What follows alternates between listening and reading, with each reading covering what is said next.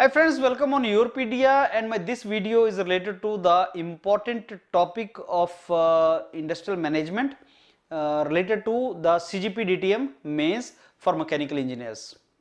बहुत अच्छा अपॉर्चुनिटी है मैकेनिकल इंजीनियर्स के पास। 2000 कैंडिडेट्स मेंस लिखेंगे, जिसमें से you understand 500 will go forward for interview.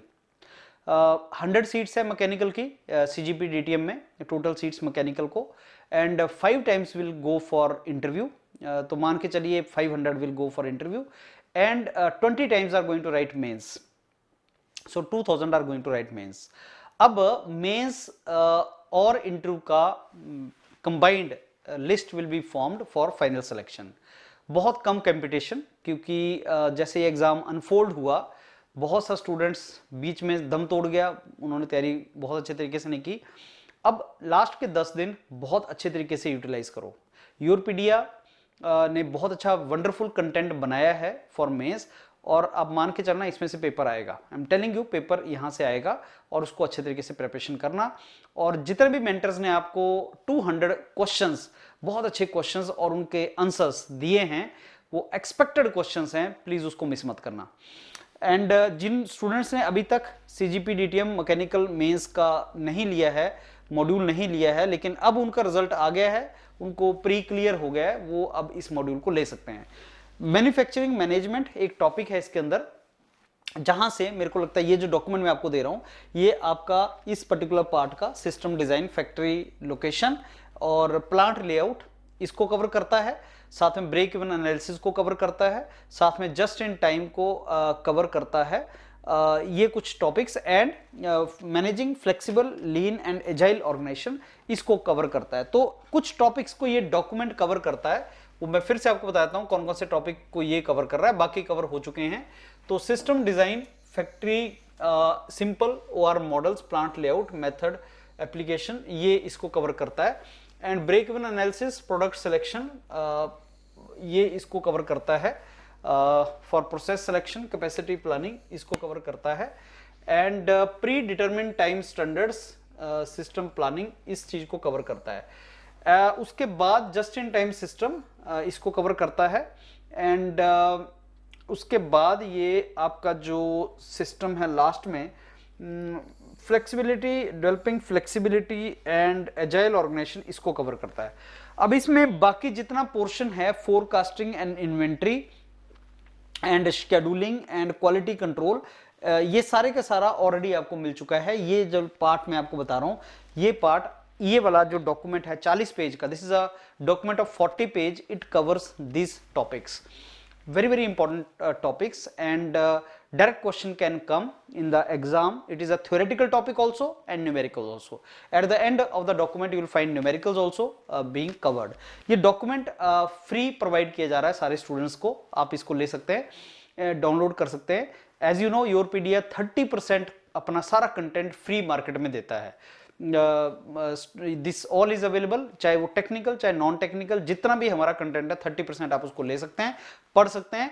और बाकी एग्जाम निकालने के लिए बहुत ही चीप मॉड्यूल है, 2000, 3000, 4000, depending upon what you want. And फिर से मैं तुम्हें बताऊंगा फ्रेंड्स, ये जॉब बहुत इंपॉर्टेंट जॉब है, मिस मत करना। Invest some amount of money and prepare really well.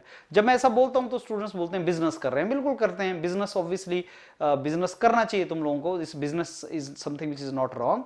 And जो भी कोई इंस्टीट्यूट या जो भी कोई कंपनी अगर कोई प्रोडक्ट बनाती है तो उसको बेचने के लिए बनाया जाता है। अगर आप सोचें कि उसको फ्री में दिया जाए तो कंपनीज कैसे चलेंगी, आप समझिए उस बात को।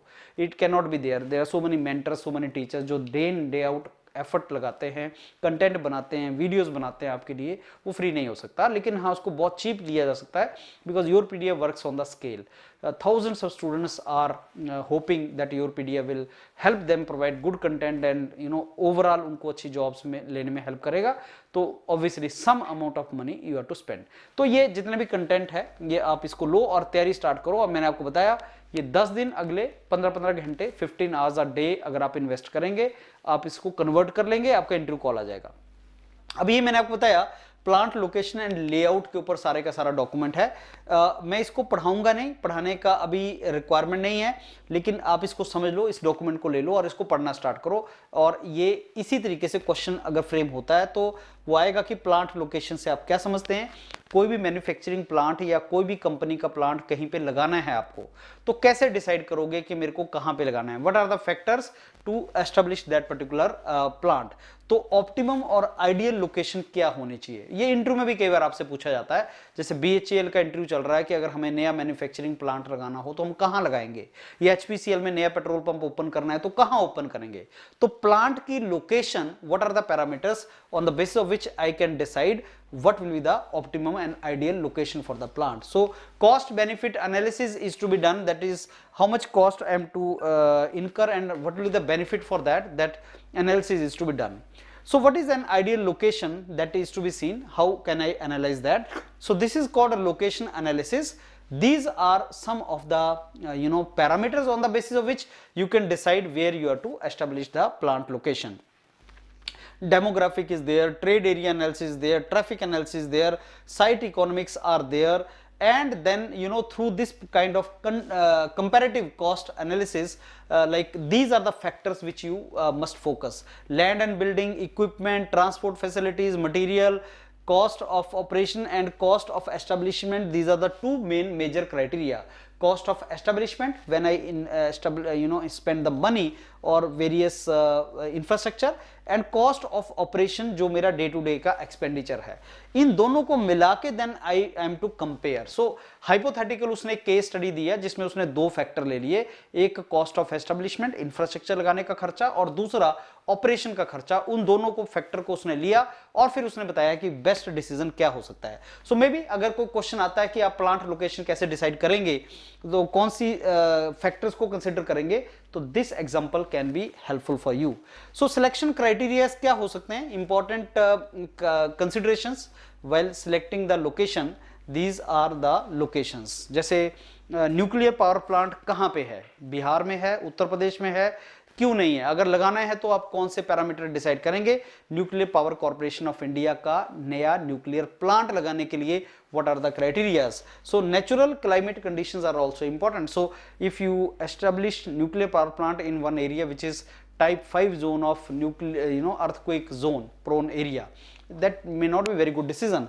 So ये आपके कुछ factors जो आपको consider करने हैं. So go through all these factors, and even sometime government का tax relief. So why pharma companies sometime go to hill areas? Like in Himachal Pradesh there is a area Baddi, so a lot of pharma companies go there. Why? Because government of Himachal Pradesh gives cheap electricity and tax exemption to the companies, तो उसके चलते वो companies वहाँ पे जाती हैं. So location is important strategic decision, and location may contribute to even 10% of the total cost, manufacturing and marketing cost. So location is important decision. So plant location, exam में question आएगा, plant location कैसे आपको identify करना है, what are the parameters on the basis of which you choose plant location and how you are to proceed forward, and then it is plant layout. So what do you understand by plant layout, and definition of the plant layout, and what kind of different plant layouts you know, and what is the significance of the plant layout. So what kind of plant layout should be there, on what parameters do you decide that. So optimum relationship क्या होना चाहिए इन सारे factors के बीच में. So this is the basically various parameters related to that. And objective क्या है efficient plant layout का. Why do you want efficient plant layout? What is the objective? Obviously efficient utilization of the space, and work flow should be very effective, and production capacity is should be sufficient. Material handling cost should reduce. Hazardous thing should not be there. It should be safe.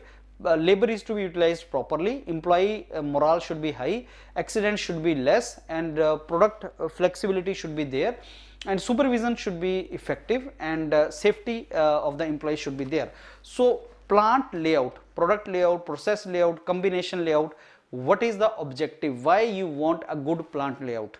As I told you, like proper utilization of the resources, manpower, machines, and proper flow of the material, or proper production rate should be more, and flexibility should be more. For these advantages you want plant layout, good plant layout.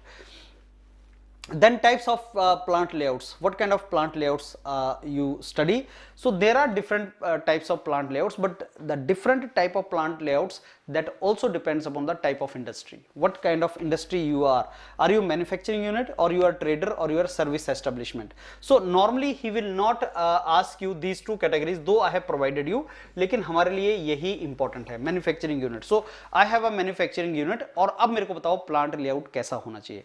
आप समझिए कि we are like in your PDF we are a service establishment. So हमारे लिए ये वाला manufacturing unit वाला plant layout is not relevant, but normally in the industrial engineering whenever he will give you a question of plant layout, he will be talking about manufacturing unit. So यही वाला आपको करना होता है, ये traders या service establishment की requirement नहीं होती. जैसे हॉस्पिटल में plant layout will be different. Hospital is a service sector, hotel is a service sector, educational institute is a service sector. So ये वाला जो आपका मैन्युफैक्चरिंग है, हम नॉर्मली इसी की बात करते हैं. एंड मैन्युफैक्चरिंग यूनिट में हमारे पास तीन चार कैटेगरीज हैं: प्रोडक्ट और लाइन लेआउट, प्रोसेस और function layout, fixed position layout या लोकेशन लेआउट, एंड कंबाइंड और ग्रुप लेआउट. ये चार तरह के हमारे लेआउट हैं. प्रोडक्ट और लाइन लेआउट के बारे में भी फिर आप गो थ्रू कीजिए. प्रोडक्ट और लाइन लेआउट तब होता है जब material goes from one station to another. So it looks like a line. Different machines are put on the line, and line balancing is related to this. Mass production के लिए normally this is used when you have to produce one kind of item in lot of number.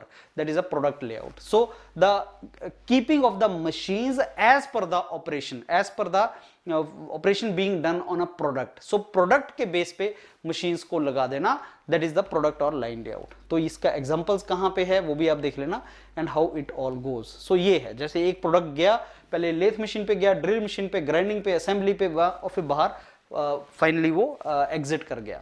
So product B यहां से गया और वो finally निकल गया. So this product A will enter lathe machine first, फिर ड्रिलिंग मशीन, फिर grinding machine, and lot of operation will be done. So you can see this is a sort of line, and line balancing is related to product layout things only. That also you should be aware. So what are the various advantages of product layout, disadvantages of product layout, suitability of product layout, that you please study.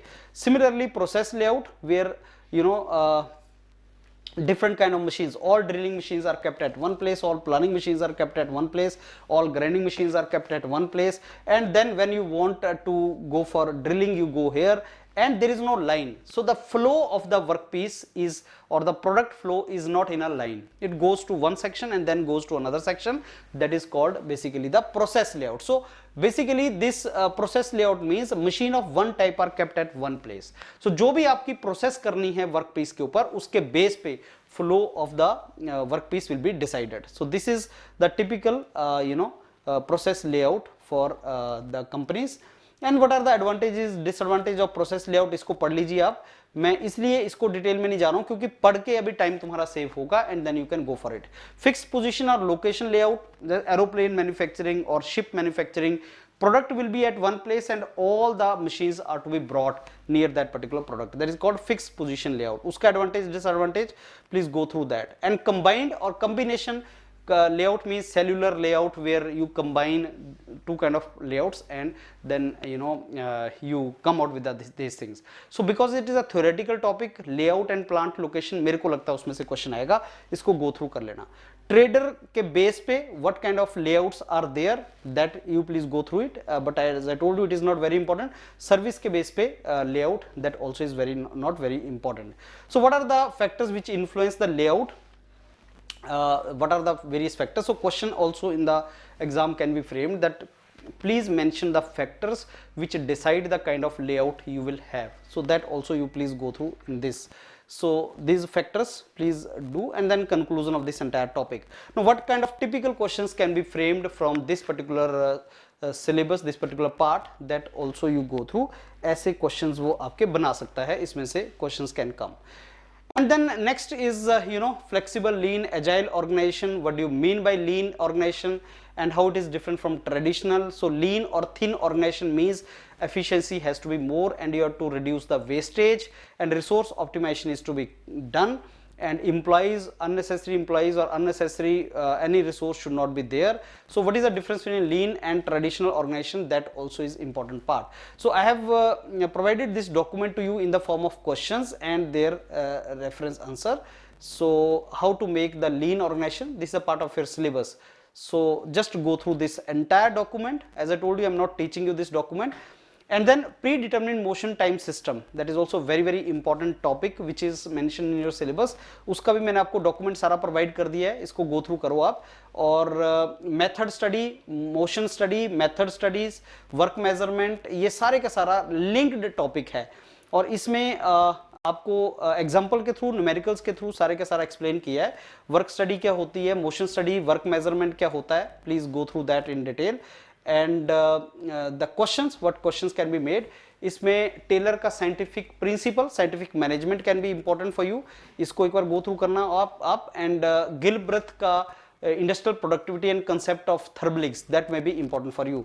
On the basis of our past experience of CGP DTM mains exam questions in mechanical engineering, this document is provided to you and this is a very important document. So micro motion study क्या होता है, उसका purpose क्या है, and थर्बलिक्स क्या होते हैं, इसमें से एक दो डायग्राम आप सब्जेक्टिव पेपर में बना सकते हैं. एंड ह्यूमन फैक्टर इंजीनियरिंग और एर्गोनॉमिक्स भी इसी से रिलेटेड टर्म है. एंड वर्क मेजरमेंट डिफिकल्ट क्यों है और इसको कैसे हम मेजर कर सकते हैं, इस क्या क्या इसके डिवाइसेस हैं, उसको गो थ्रू करना. एंड स्टेप्स कौन से हैं, टाइम स्टडी में कौन कौन से स्टेप्स यूज होते हैं, स्टैंडर्ड टाइम किसको बोलते हैं, नॉर्मल टाइम किसको बोलते हैं, अलाउंसेस कैसे आप कैलकुलेट करने हैं, कुछ क्वेश्चंस एंड न्यूमेरिकल्स आप इसको सॉल्व करना. I am expecting that some basic numericals and questions exam में वो पूछेगा आपसे जो आपको आने चाहिए. मैंने आपको बताया performance rating. So as I told you that in CGP DTM there are some expected questions, and whatever your PD is providing you the document, that is very important, don't miss it. just in time concept क्या है और उसके advantages क्या हैं, theoretical topic है, इसको go through करेंगे just in time. and break even analysis में आपको theoretical question भी आएगा और इसमें से numerical भी आएगा. तो theory भी cover की है इसकी, और break even point कैसे निकालना है उसको आपको न्यूमेरिकल्स के थ्रू एक्सप्लेन भी किया है. तो ब्रेक इवन पॉइंट किस तरीके से आप यूज कर सकते हैं और कैसे आप सॉल्व कर सकते हैं, इसमें बहुत से क्वेश्चंस हैं पीछे लगाए हुए, उनको प्लीज गो थ्रू करना कैसे आप इसको सॉल्व करेंगे. और एक गेट वाले क्वेश्चन नहीं है फ्रेंड्स, ये वो क्वेश्चंस हैं जो सीजीपी डीटीएम में तुम्हें आएंगे. गेट में थोड़ा सा अलग होता है, और प्रॉफिट वॉल्यूम ग्राफ कैसे यूज करना है, ब्रेक इवन एनालिसिस के अजम्पशंस क्या हैं. सो ये 40 पेज का डॉक्यूमेंट है, इसमें न्यूमेरिकल्स भी हैं, please go through it. And अगर अभी तक आपने योरपीडिया का मॉड्यूल नहीं ज्वाइन किया है मेंस के लिए, ज्वाइन कर लो, बहुत अच्छी जॉब है, बार बार बता रहे हैं, और फिर मिस ना हो जाए. At least try to be among 500 जिनको इंटरव्यू कॉल आएगा. अभी ऑलरेडी यू आर अमंग 2000 जिनको रिटन का कॉल आया है मेंस का. Now you should be among 500 जिनको इंटरव्यू का कॉल आएगा, then will convert that. All the very best. और ऐसे और भी जो इंपॉर्टेंट टॉपिक्स हैं हर दिन आपको मिलेंगे, उनको रिवाइज करो. Thank you.